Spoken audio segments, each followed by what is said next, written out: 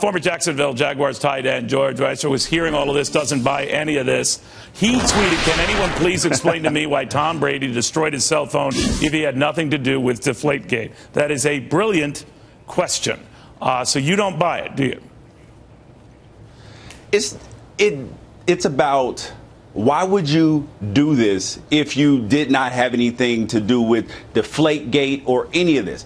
And that's my question. I need answers. Where are all the Tom Brady supporters?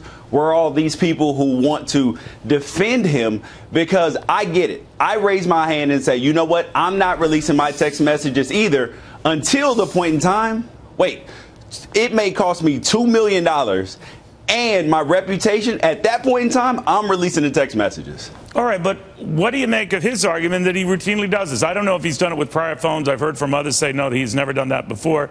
But I have known people, relatives, who do this, that when they get a new phone, they don't take any chances. I come from a rather paranoid family, so enough of that and me.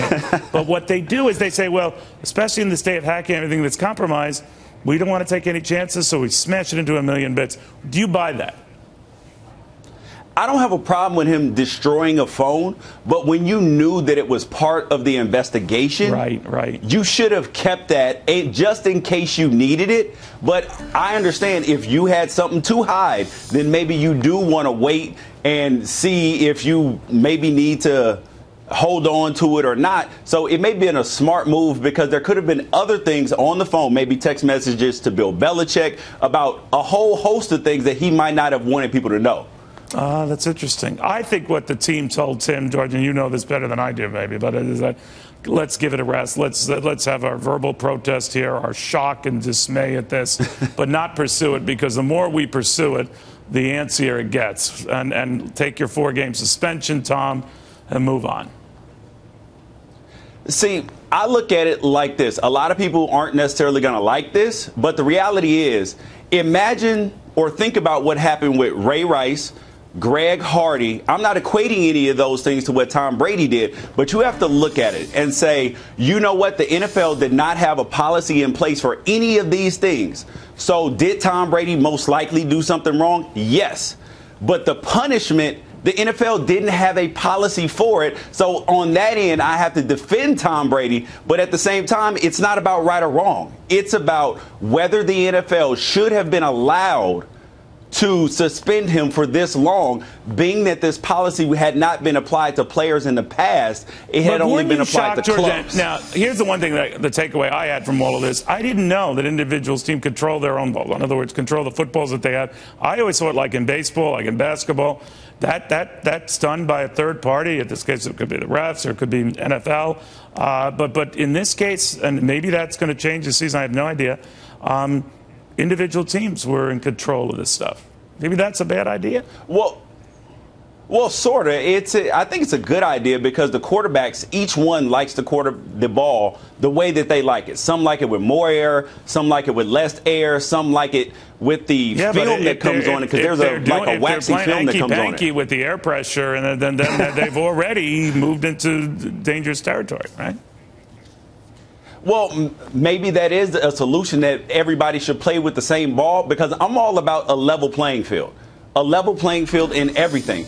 But the reason why the Patriots and Tom Brady got come down so hard on, it was not just because of this Deflategate.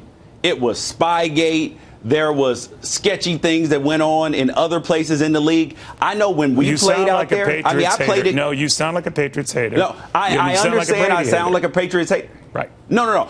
I regard Tom Brady as one of the greatest quarterbacks to ever live. I played against him numerous times, played up there. He even put us out of the playoffs, I think, twice. So there's nothing for me to necessarily hate about him. He's a great player. But the reality is that where there's smoke, there's fire. There has been some things that have, over the course of years, a lack of institutional control. It started in 82, when you had the snow plow come out and plow the field. That way the Patriots could get a nice kicking surface for the kicker to kick it through for a 3-0 victory in the snow. Okay. So it's not hate for the Patriots. It's just over the years there's been a blatant disregard for the rules. And another reason why Tom Brady got come down so hard on. It had to be because of the other owners. You look at the Atlanta Falcons, who've had their front office suspended for crowd noise, I think it was. That's right. You had the Cleveland Browns, their front office suspended for texting during a game. So the other owners Before are looking at Roger Goodell, the commissioner. No, it's right. It's a lot to go around, but they are center.